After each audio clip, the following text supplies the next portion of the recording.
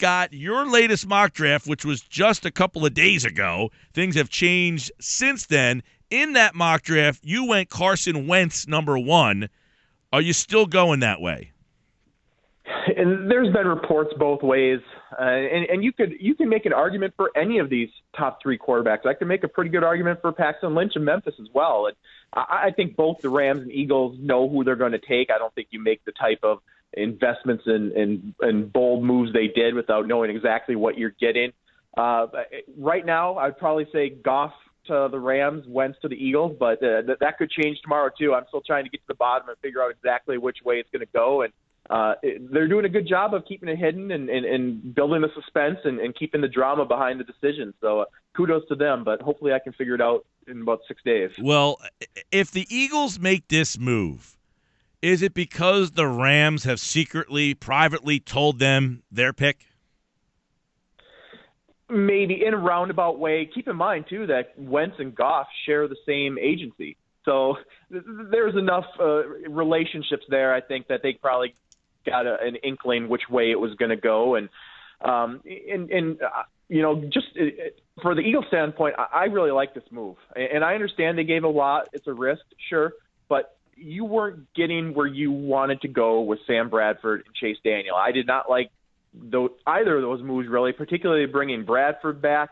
And this is going to be a great situation, particularly if they land Wentz, because he'll have that rare opportunity these days to develop. He's not going to be expected to come in and start day one. He can sit and learn for a year or two, and that would be perfect for a guy like Wentz who's making that jump from the FCS level. So I applaud the move for the Eagles. I think the big mistake would have been going into the season with just Bradford and Daniel, because then when things inevitably go wrong, because they always do with Sam Bradford, at least now there's a ray of hope on the roster. You only get so many opportunities where you're in striking range to get a top quarterback. So good job by the Eagles and the Rams for being aggressive and going and getting them. Hey, I agree a lot of times to take a risk, and I don't mind going for the haul if you have a guy that you really believe in. Where do you rank Wentz and Goff with some of the recent guys? I know last year, correct me if I'm wrong, you had Winston as the third highest guy that you had ever graded.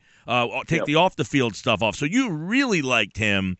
In the last couple of quarterback classes, where do these guys rate? That's where I'm having the problem with it, Scott. I don't mind taking the risk if you have a guy that you really believe in, and that's where I'm having the problem. I don't believe that one of these two guys is really a special, transcendent difference maker. And when you give up a haul like that, isn't that what you're hoping for? Yeah, and I think they feel that way about someone. I don't think you make that trade unless you have that type of conviction on a specific player. And you mentioned last year's class. I think if Goff, Wentz, and Lynch were in last year's class, they'd be battling for the third quarterback slot behind Winston and Mariota. Now, I'm not quite as high on Goff as some. I have him. I don't want to say a distant third, but I still have him in the top half of the first round. But he's a clear third for me behind Wentz and Lynch, just because I think those two have a little bit more upside. And I think in the long run, I think Wentz and Lynch are capable of being Mariota, Winston level prospects. They're just a little further behind the curve developmentally than those two guys were. The interesting thing with Lynch and Goff, if Wentz went number 1, the Eagles would most likely end up with Goff. They're not taking Paxton Lynch there, right? I don't think so, although I would consider it personally. Right. You would, and you have made that clear that what is it about Goff that you have behind Lynch? And it's nothing major. I mean, basically they're all going to be in that 7 to 15 or 16 range in my overall ranking. So it's not like I have one way higher than the other. I just think Wentz and Lynch are a little more physically talented. Goff is probably the most accurate of the three, though. My biggest thing with Goff is early on in his college career, he took such a beating, but especially as a sophomore. The offensive line play was just horrendous. And I think he developed some bad habits, and he gets away with them in college. I'm not convinced he's going to get him away with them in the NFL. Of course, the hand size thing, it sounds silly, but when you're talking about a quarterback who handles the ball a lot, especially playing in a division where the weather can get cold and make it difficult. I think that has to be a concern, to maybe not to a huge degree, but I think it has to be in the conversation. He needs to bulk up, just a bunch of little things. It's not that I hate Goff or anything like that. Right. I just slightly prefer Wentz and Lynch, but I have no problem with the team hitching their wagons to Goff in the top half of the first round too. But none of these three guys are sure things. This isn't Peyton Manning. This isn't Andrew Luck. But I think the Rams and Eagles clearly feel that one of these guys has that type of upside to make this type of dramatic move up the draft board. And in the Rams' case, unprecedented move. All right. So where do you have these guys overall? Are these teams 1 and 2 reaching just because they want a quarterback so bad? I think so. And I think most would agree with that. I don't think either of these quarterbacks are the top 2 players in this draft. But they're close enough that if you need a quarterback, I have no trouble. I always say the golden rule of the NFL draft is if you don't have a franchise quarterback, you don't pass on one. So if you take the 7th best player and it's quarterback, you need a quarterback, I have no issues with that. But no, I mean, my top player is going to be Laramie Tunsil, the offensive tackle from Ole Miss, who might not even go in the top 5 overall. Last year, the same thing happened with Leonard Williams. My top player fell to number 6. Jalen Ramsey, the defensive back from Florida State, is my number 2. Those are the only 2 prospects I gave my elite grade to this year. But I think both Wentz, Lynch, and Goff, they're legitimately in the top dozen prospects in this draft.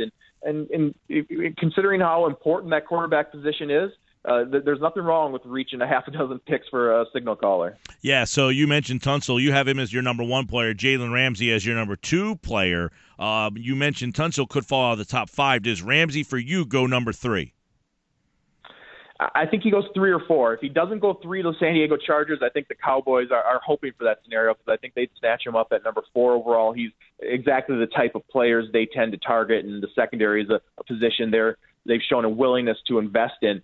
But the Chargers, that's the one I'm really trying to figure out. What do they do there at number 3? Because they essentially have the number 1 pick in this draft. They weren't looking at a quarterback, so they can get the top player on their board. And there's reports that they're open to trading down, but boy, I would just stay there and make a decision between Tunsil and Ramsey. And I'm not convinced that they view the offensive line as much of a need as many do.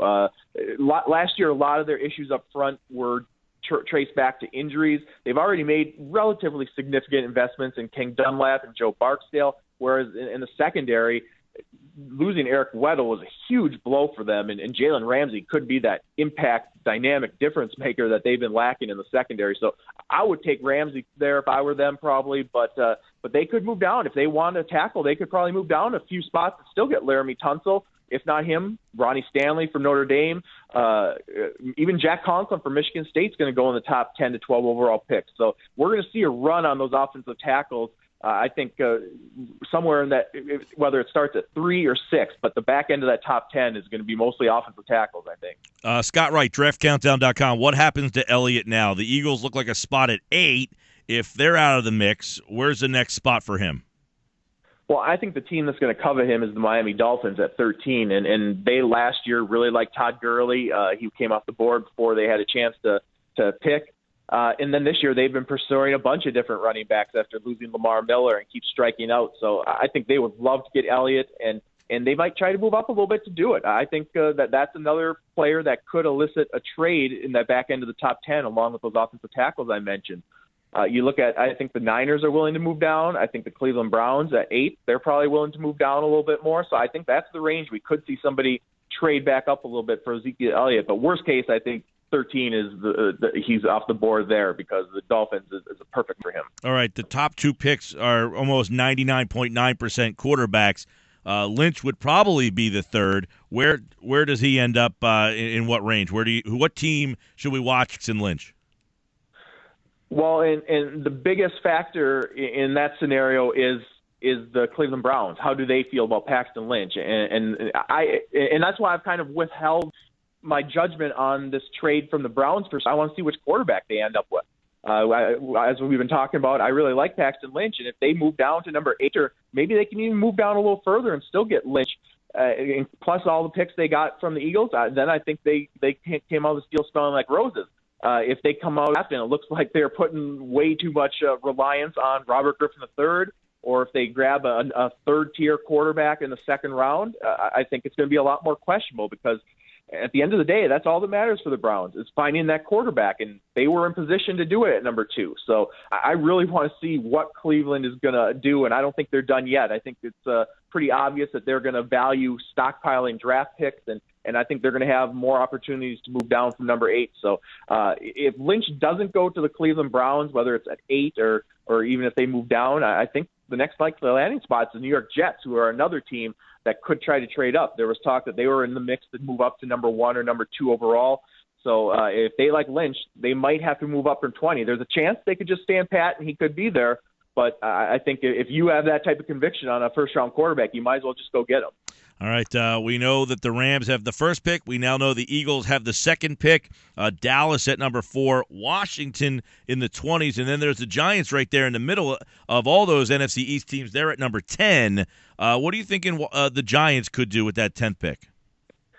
You know, they're always a tough team to get a read on, and last year they kind of surprised everybody when they took Eric Flowers at number 10 overall, and I think the offensive line could still be in the mix. I think if either Stanley or Conklin are there, I think they'd be possibilities. But the guy I keep hearing them linked to is Leonard Floyd, the outside linebacker from Georgia. And they've already made quite a few moves on the defensive side of the ball this offseason and made some significant investments in free agency.